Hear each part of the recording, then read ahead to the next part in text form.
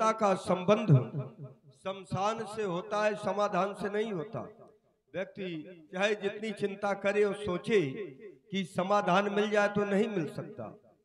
तो चिंतन की आवश्यकता है, और चिंतन तुम कर नहीं सकते, क्योंकि चिंतन हम जैसे वैरागियों के पास, संतों के पास होता है, और चिंता सांसारिक लोगों के पास। तो तुमने स्थान तो ठीक चयन किया है कि जहां से हमें समाधान मिल जाए। राजेंद्र, तुमने कहा कि एक ही पुत्र हो जाए जो कि वंश का नाम चलाए। राजेंद्र, हो जाए कहीं कुपुत्र राजन, अगर वो सुपुत्र ना होकर के अगर शायद कुपुत्र हो जाए तो क्या वो वंश का नाम चलाएगा? नहीं चलाएगा, वो तो घर को शमशान बनाता है। राजेंद्र, व्यर्थ है ये विचार, बेटा कब वंश चलाता है। क्यों? क्योंकि ऐसा हमने जाना है कि अब तक महानुभावों ने, बहुत से ऐसे महानुभाव हुए हैं, महापुरुष हुए हैं, जो अपना यश आप कमाया है, और ध्रुव, प्रहलाद आदिकों का पुत्रों ने नाम कमाया है। ध्रुव, प्रहलाद आदि जितने भी महापुरुष हुए, उन्होंने स्वयं अपने द्वारा ही अपना नाम संसार में ख्यात प्राप्त कराया। राजेंद्र, लेकिन तुम हमारे पास आए हो तो, और एक पुत्र की इच्छा से आए हो, और गुरु वही है। संसार में देखिए, गुरु प्रत्येक व्यक्ति को करना चाहिए। व्यास जी, अगर गुरु नहीं है तो जीवन में समस्याएं तो आएंगी। अगर जीवन मिला है तो जीवन में प्रथम है गुरु बनाना, अनिवार्य होता है।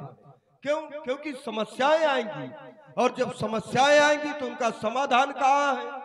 केवल गुरु के पास। और जब गुरु है नहीं तो निश्चित है कि वो जीवन में समाधान मिलने वाला नहीं है। क्यों? क्योंकि यदि गुरु है और उसके बाद समस्या कोई खड़ी हो रही है तो फिर उस व्यक्तित्व की समस्या नहीं, वो गुरु की समस्या है। वो गुरु ही समाधान करेंगे। जैसे आज महाराज दशरथ जी के जीवन में समस्या आ गई और इन्होंने समाधान गुरुदेव के पास प्रस्तुत किया, तो अब गुरु का कर्तव्य, क्योंकि अब समस्या इनकी नहीं है, वो समस्या अब गुरुदेव की या बन गई है। क्योंकि अगर ऐसे शिष्य को पुत्र न दे पाया गुरु, तो फिर गुरु कहलाने का अधिकारी नहीं रहेगा। इसलिए राजेंद्र, तुमने एक मांगा है और ये चौथे पन में मांगा है, तो एक एक पन के 4 पुत्र होंगे। दूसरा कारण, 3 रानियां हैं, एक तुम, बराबर 4। इसलिए धरऊ धीर हुई है सुतचारी। और वो कैसे होंगे? क्योंकि वो तुम्हारे प्रयास से नहीं, वो हम महात्माओं के प्रसाद से है। तो त्रिभुवन विदित भगत भयहारी, वो तीनों लोकों में विख्यात होंगे। हमको शंका है। हाँ बोलिए। रानियां 3 है और आप 4 पुत्रों के लिए कह रहे हैं, तो जिस रानी को 2 मिलेंगे, हाँ, तो बाकी की 2 रानियां सोचेंगी कि गुरुजी ने हमारे साथ गलत किया, या तो 2-2 दो और या फिर 1-1 दो। तो एक ही एक दे दो। 4 ही क्यों दे रहे हैं आप? नहीं तो 4, क्योंकि ऐसा हुआ है पूर्व में भाई, या तो 3 महारानियों को हो, 1 महाराज को हो जाए। ऐसा भी हो जाएगा, ऐसा भी हो जाए। अगर आप कह दे तो ऐसा भी हो जाए, हुआ है। इनके एक पूर्वज धोखे से जल पी लिया था, तो वो तो धोखे से हो गया था। अब यहाँ जब देखिए नियम बन गया है, उसके परिवार में अगर नियम बन गया है, तो एक राजा जो यूनास थे, ऐसे ही है ना, जो यूनास थे, तो उनके पुत्र पैदा हुआ, उसका नाम मानधाता है। अब इनके भी अगर हो जाए तो उन्हीं के वंश के हैं, तो कौन सी गलत बात होगी? लेकिन महाराज, आपने 4 ही रखे हैं, इसका भी एक रहस्य होगा। अवश्य, क्योंकि पूर्व समय में ऐसा वरदान दिया गया कि तिनके ग्रह अवतरियों जाई रकुल तिलक, इसलिए 4 का ही जब वहां से, ये तो पूर्व निश्चित। तो अब इन्हें तो कुछ करना नहीं, आपने वरदान दे दिया। अब नहीं, आशीर्वाद दिया है, केवल धैर्य बनाया है। हाँ, ऐसा नहीं, हमारी बात न पकड़िएगा। हाँ, कि इन्हें कुछ नहीं करना का, हम करेंगे, बाबा बैरागी क्या करेंगे? हमने तो केवल धैर्य बंधाया है कि धरऊ धीर हुई है सुतचारी। ये किसी दूसरे को जाल में फांसना, इधर ना फांस पाओगे, ये बात और बता दे। राजेंद्र, एक काम करना है, बता रहे हैं कि काम क्या करना है।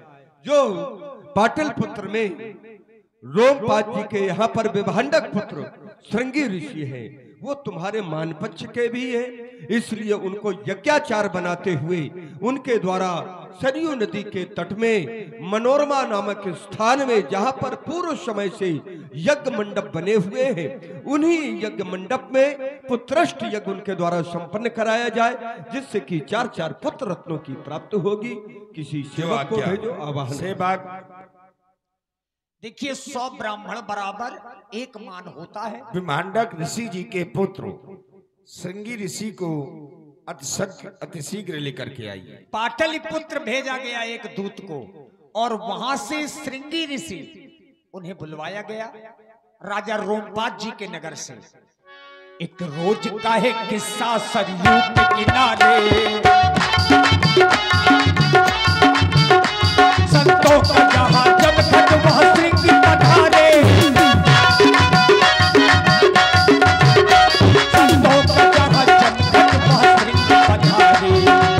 श्रृंगी सही वशिष्ठ बुलावा, पुत्र काम में शुभ यज्ञ करावा, पुत्र काम में शुभ यज्ञ करावा, पुत्र काम में शुभ यज्ञ करावा। ओम गणेशाय नमः स्वाहा, ओम सूर्याय नमः स्वाहा, ओम भौमाय नमः स्वाहा, ओम बुधाय नमः स्वाहा, ओम गुरुवे नमः स्वाहा। महात्मन समस्त देवताओं को आहुति प्रदान कर दी गई, लेकिन अभी तक अग्नि भगवान प्रत्यक्ष से प्रकट नहीं हुए। कारण क्या है? कारण तो बस केवल एक ही समक्ष में आ रहा है। कौन सा? इनके इष्ट देव श्री रंगनाथ जी हैं। अवश्य। और जब तक हम लोग रंगनाथ जी के नाम की आहुति नहीं देंगे, तब तक अग्निदेव भगवान प्रकट नहीं होंगे। क्यों नहीं? उन्हें भी आहुति प्रदान की जाए। ओम श्री रंगनाथाय नमः स्वाहा। भगति सहित मुनि आहुति दीन है। बोलिए श्री अग्नि भगवान की जय हो। देखिए बाहर के देवी देवता आप चाहे जितने पूजो, जब तक घर के देवी देवता प्रसन्न नहीं होते तो बाहरी पूजा का फल भी नहीं मिलता। सभी देवताओं को आहुतियां दी गई, लेकिन अग्निदेव प्रकट नहीं हुए। और ज्यों ही राजा दशरथ जी के जो कुल के इष्ट हैं रंगनाथ जी, ज्यों ही उनके नाम की आहुति दी गई तो भगत सहित मुनि आहुति दीने। और देखिए तत्काल अग्नि देवता किस तरह से प्रकट हुए, यज्ञ का जो फल है उसको हाथ में लिए हैं। हे महाराज दशरथ, जो आपके द्वारा यज्ञ की गई वह यज्ञ आपकी स्वप्न हो गई है। आपके गुरुजी के द्वारा जो कहा गया था वह सत्य हो गया है, क्योंकि इस मानव प्राणी के लिए बताया गया है बिना गुरु के तो उस ब्रह्मा और शंकर जी का भी उद्धार नहीं है। गुरु बिन भवने तरह न कोई, जो बिरंच शंकर सम हुई। तो आपकी यह यज्ञ सफल हो गई है, आपको 4 पुत्रों की प्राप्ति होगी। इस हब को आप देख रहे हैं, इसको करना क्या है? समस्त रानियों में वितरित कर देना है, तभी अयोध्या में बधा भी बजेंगे। हे राजन, बाजेगी बधाइयां,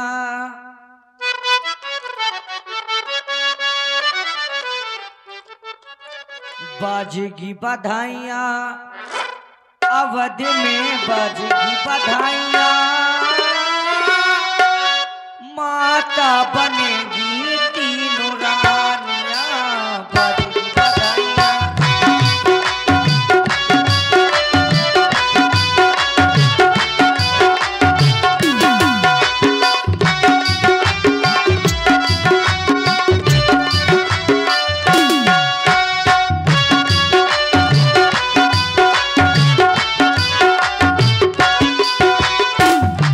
बधाइयां अवध में बाजेगी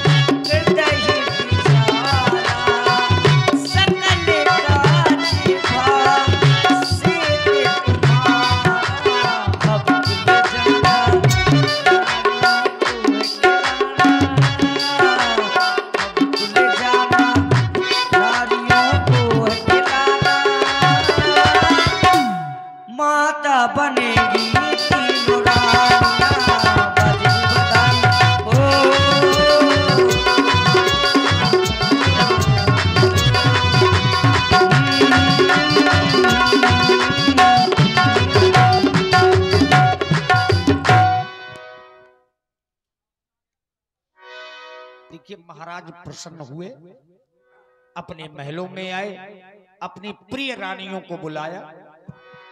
महारानी कौशल्या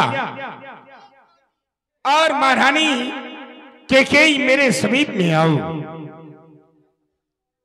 तब ही राय प्रिय नारी बुलाई, कौशल्या दी तहां चली आई। स्वामी, मेरी नाथ, मेरी आराध्य, आज मैं क्या देख रही हूं? क्या देख रही हो?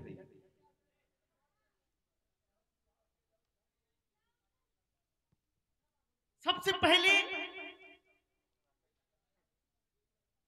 मेरी दृष्टि आपकी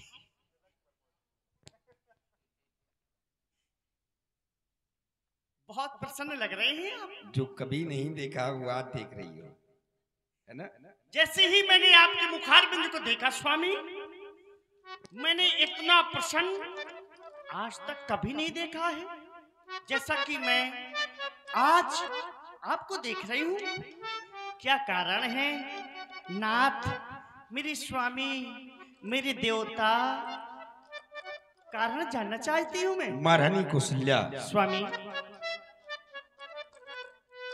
आज प्रसन्न होने का एक कारण है। क्या? आज तक तुमने ऐसा कभी नहीं देखा होगा। नहीं देखा है। आप अपना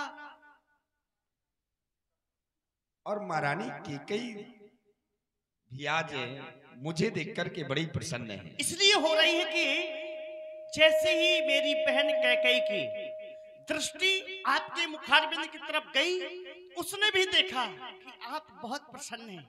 इतना प्रसन्न आपको कभी नहीं देखा। प्रसन्न होने का एक कारण है महारानी कौशल्या। बताइए स्वामी। रात दरबार में बैठा हुआ था, हाँ, अचानक गिलानी हुई कि मेरे कोई संतान नहीं है, चौथा पाना गया। तो है ही है, बुढ़ापा है। क्या राजा दशरथ के बाद अयोध्या की कहानी यहीं पर समाप्त कर दी जाएगी? मैंने गुरुदेव भगवान से कहा क्या कि मेरे कोई संतान नहीं है, फिर क्या हुआ नाथ? ज्यादा नहीं, मुझे एक पुत्र की प्राप्ति हो जाए। गुरुदेव भगवान ने कहा, राजा दशरथ तुम हमारे समीप में आए हो, तुम्हें एक नहीं तुम्हें 4 पुत्रों की प्राप्ति होगी। धर्म धीर हुई है सुतचारी, त्रिभुवन विदित भगत भयहारी, तुम्हें 4 पुत्रों की प्राप्ति होगी। गुरुदेव भगवान ने कहा 4 पुत्र होंगे। मेरी रानी सुनो, महारानी सुनो। सुनाओ मेरी नाथ, यही तो मैं सुनना चाहती हूँ आपसे। मेरी रानी सुनो, महारानी सुनो, मेरी रानी सुनो, महारानी सुनो। पुत्र होंगे तुम्हें गुरु बचन हो गया। मेरी रानी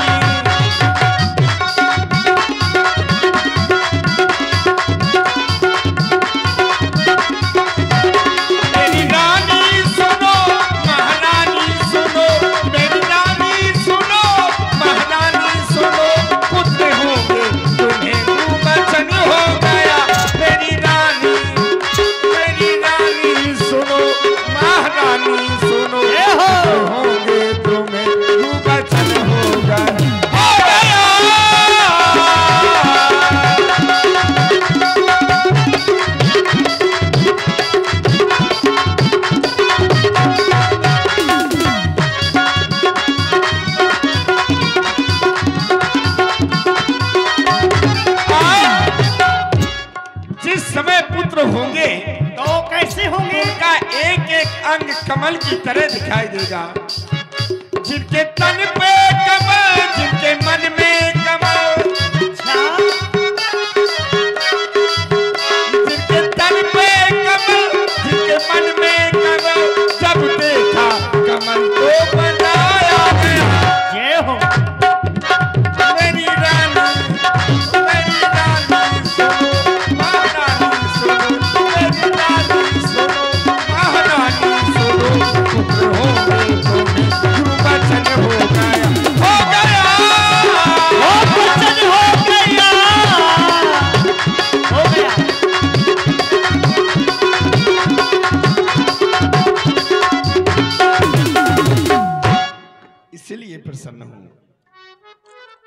यही तो मैं सोच रही थी महाराज। गुरु बाबा वशिष्ठ जी के द्वारा पुत्र यज्ञ करवाई गई। अच्छा, अग्नि भगवान प्रकट हुए और अग्नि भगवान ने ये प्रसाद दिया है, कहा जाकर के समस्त रानियों को बांट देना, जिससे तुम्हें 4 पुत्रों की प्राप्ति होगी।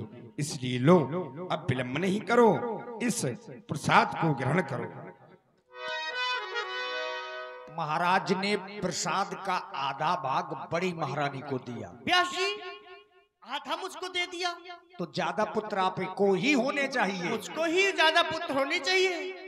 जो ज्यादा प्रसाद पाएगा ज्यादा पुत्र उसी को होने चाहिए। हाँ हाँ, अर्ध भाग कौशल्य ही दीन्हा, और जो आधा बचा वो भय भाग आधे कर कीन्हा। ये कोई जरूरी नहीं है कि जिसको ज्यादा दिया जाए उसी को दो। नहीं, नियम यही है। ज्यादा खाने वाला पहलवान नहीं होता। महाराज ने मुझे और आधा ज्यादा भाग ज्ञान- इसलिए दिया ये कि बात मैं तार्किक बात नहीं सबसे हुई प्रिय महाराज। रानी हूँ और महर्षि रानी हूँ मैं। हाँ देखिए, हाँ, इसलिए महाराज ने मुझको आधा दिया। क्या कहा गया है, भगत सहित मुनि आहुति दीनी, प्रगटे अगन चरु कर लीनी, यह महाराज अभिमान। देखिए, आपने हम चूंकि व्यंग में बोले हैं, यद्यपि ऐसा है नहीं कि आधा भाग अगर बड़ी महारानी ने लिया है तो ज्यादा पुत्र नहीं होंगे। ये बात यही सब। ये जो आपको भाग मिले हैं ये स्वयं विधाता ने बना करके दिए हैं। ये हब बांट देव नृप जाई, यथा योग विधि भाग बनाई। विधाता ने बनाया है। आधा भाग मैंने महारानी कौशल्या को दे दिया। हाँ, अब जो आधा बचा उसका आधा करके मैंने महारानी कैकेयी को आधा दे दिया। हाँ, लेकिन जो शेष भाग बचा मैंने कुछ किया नहीं और अपने आप 2 भाग हो गए। 2 भाग हो गए। हाँ, कैकेयी कह नृप सो दयवु, रहो सो ओ भय भाग पुनि भयवु। अब 2 भाग हो गई। हमारी छोटी बहन सुमित्रा दूर खड़ी है, उदास है। इसका भी एक कारण है, वो मैं बाद में बताऊंगी। लेकिन इनको श्राप है। हाँ हाँ, लेकिन 2 भाग महाराज इसलिए हो गए हैं, मेरे समझ में तो ये है कि हमारी एक बहन है, एक भाग उसके लिए और एक भाग आपके लिए। अच्छा, पुत्र मुझे होंगे। नहीं, प्रसाद है, आप भी पा लीजिए। ऐसा नहीं हुआ क्या? देखो, हुआ है। आप डर रहे हैं कि कहीं पुत्र हमारे ना हो जाए? नहीं नहीं, मुझे जैसा आदेश मिला है अच्छा, भाई, जैसा आदेश है वैसे तो किया जाएगा। यह हबि बांट तेहु नृप जाई, राजा दशरथ इस प्रसाद को, इस हबी को जाकर के बांट देओ, ये नहीं कहा कि खा ले। एक ज्यादा हो रहा ना, एक भाग ज्यादा हो रहा है।